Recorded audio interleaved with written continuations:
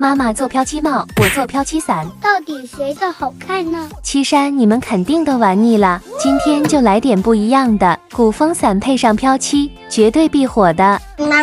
走开吧你！现在这季节帽子才是王者，就你这材质肯定不行的，赶紧认输吧。哼，你还是太年轻了。Lady Go！ 反正今天我肯定必胜无疑了。想来想去还是选了红配蓝，天生一对，怎么样都不会难看的。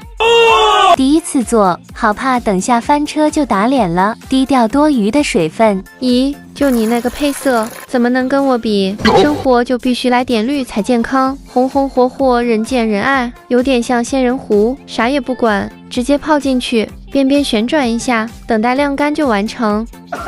赶紧来欣赏我的伞子吧，请把小熊100分打在评论区，让我妈见识咱们多厉害，还能点缀一些图案，随意画随意美，拿去拍照肯定能出大片。我信你个鬼！普通帽子秒变高级感，有种渐变脏脏的感觉，重点里面也不会染到颜色，最后写上小仙女，独一无二的飘七帽就完成。说说谁的好看呢？